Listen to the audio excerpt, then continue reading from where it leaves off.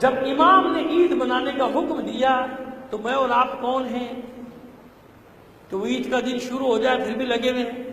دل نہیں چاہ رہا. پہلے بھی تو یہی مومن تھے، پہلے والے کیا کچے مومن تھے؟ معلوم ہے کہ سورج غروب ہو گیا، ختم ہو گیا، سو اپنی مرضی سے نہیں کر رہا، امام کا حکم ہے. کس کا حکم ہے؟ عید شجاع ہے، عید زہرا ہے، جشن امام زمانہ ہے، تاج پوشی امام زمانہ ہے، سب کچھ ہے، مگر نہیں، جو ہمارا دل چاہے گا وہ مذہب ہے، جو ہمارا دل کہے گا وہ مذہب ہے. عید الفطر نہیں منانا، خبردار مولا کا 10واں ہے. بقرعید بھی نہیں منانا، خبردار جناب مسلم کا سوئم ہے. اچھا تو شوال میں شادی بھی نہیں کرنا. وہ شادیاں کیوں کرتے ہو؟ شادیوں میں کیوں جاتے ہو؟ ان لوگوں سے کہہ رہا ہوں جو یہ سب حرکتیں پلانٹڈ لوگ مال لے کے یہ سب کر رہے ہیں ہمارے دین میں تحریفات. نہیں خبردار، عید نہیں منانی، عید تو مولا کا 10واں ہے. تم اماموں سے آگے بڑھ گئے ہو. کس امام کا یہ حکم ہے؟ تو پھر چہلم تک شادیاں کیوں کرتے ہو؟ ابھی امام کا چہلم نہیں ہوا، شادی کیوں کر رہے ہو؟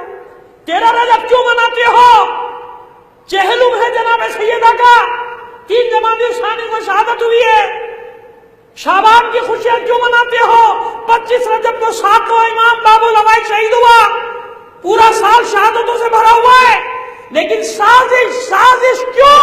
کیونکہ عید بقرعید وہ دن ہے کہ سارے مسلمان مل کے مناتے ہیں. یہ وہ بدبخت سامراجی ایجنٹ ہیں جن کی ڈیوٹی یہ ہے کہ شیعوں کو آئسولیٹ کر کے مسلمانوں سے الگ کر دو، تنہا کر دو، تاکہ وہ کہیں کہ جی ان کی تو عید بھی نہیں ہے، ان کا تو بقرعید بھی نہیں ہے، ہمارا ان سے کیا واسطہ. سمجھ میں آ رہی ہے سازش؟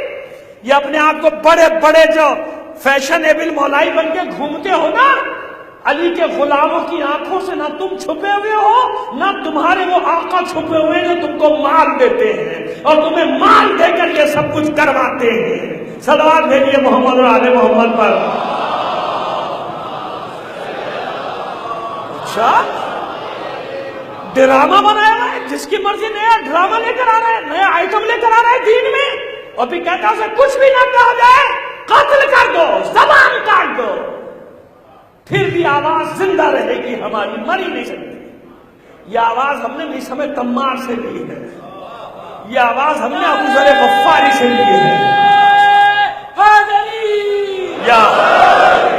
یہ لہجہ ہم نے ابو ذر غفاری سے لیا ہے. تم کہاں کے؟ تم آج ہو کل نہیں ہو، تمہاری قسمت میں ذلت اور رسوائی لکھی ہے. ہم مر کے بھی باعزت لوگ. زندہ باد، زندہ باد، مردہ باد، مردہ باد. تماشا بنایا دین کا.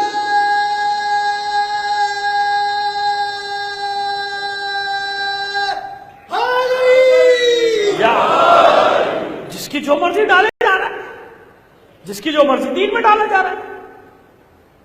عید کی نماز کے بعد زیارت وارثہ آپ پڑھتے ہیں کہ نہیں پڑھتے؟ تو مجھے بتائیے کہ زیارت وارثہ کیا ہے؟ یہ مجلس ہے یا نہیں ہے؟ یہ عزاداری ہے یا نہیں ہے؟ چاہے عید کا دن ہو چاہے بقرعید کا دن، جمعے کا دن زیارت وارثہ پڑھتے ہیں نا، تو ہو گیا نا. زیارت وارثہ پڑھنے کا کیا مطلب؟ کہ میں نے عید کے دن اپنے مولا کو یاد کیا ہے. معصومین نے راستہ دے دیا نا، تاکہ اب زیارت وارثہ پڑھ کے جاؤ، اپنے بھائیوں سے گلے ملو. جس کے یہاں کوئی خدا نہ کرے میت ہو گئی، جا کے اس کی تعزیت کرو، فاتحہ کرو، ان دنوں میں اگر ہو گئی ہو تو. یہی ہے نا عید، تاکہ پورے معاشرے میں مکس رہو. ایسے ہی ہوتا تھا نا، نہیں اب نیا نیا، اور روکا تو کہیں گے یہ ماتم کا دشمن، یہ عزاداری کا مخالف. آج تمہارے کہنے سے تم جیسے بلیک میلر 1400 سال میں نامعلوم کتنے آئے اور کتنے ذلیل ہو کر چلے گئے. سمجھتے ہو کہ بلیک میل کر لیں گے عزاداری کے نام پہ؟ جاؤ بابا، ہم جیسے غلاموں کی پشت پہ ہمارا امام ہوا کرتا ہے. صلوات بھیجیے محمد اور آل محمد پر.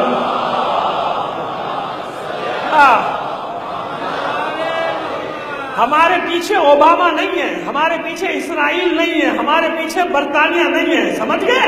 تمہاری ڈوریاں جہاں سے ان سب کے نام بتا رہا ہوں. ہمارے پیچھے وہ عربوں کے شیخ نہیں ہیں، ان کی بھی ڈوریاں ہیں، وہ بھی چاہتے کہ یہ کام ہو، وہ بھی لاتے ان کی ڈوریاں، وہ بھی مال دیتے، کیونکہ وہ بھی چاہتے کہ تشیع میں خرابیاں پیدا ہو۔ اسی کا تو فائدہ اٹھایا شام میں انہی نے، اتنا اشارہ کافی ہے۔ پیسے دے دے کر وہ سارے کام کروائے گئے تھے تاکہ فرقے وارانہ آگ کو پھیلانے میں آسانی ہو جائے۔ اب کہاں گئے وہ سارے جیالے؟ کدھر گئے؟ جاؤ نا، آپ کرو نا جہاد، لڑو نا آپ جا کے، ہم بھی تو دیکھے بڑے دلیر بنتے ہو، ساری دلیری اپنوں پر ہے۔ حسن ظفر بول رہا ہو تو 10 مستنڈے لے کر آ جائیں گے مثلا، یا کوئی بکواس کر رہا ہو تو اس کے دفاع کے لیے 50 پہلے آگے بٹھا دو تاکہ کوئی بھی گڑبڑ کرے اس کو اٹھا کے باہر پھینک دو، پھینک دو باہر، پھینک دو۔ لیکن یاد رکھنا عزادارو، اس راہ میں یہ توہین بھی اللہ کی بارگاہ میں عزت ہے۔ یہ بولا ہے، اس نے بات کی ہے، یہ ڈرا نہیں، اس نے خوف نہیں کھایا کسی چیز کا۔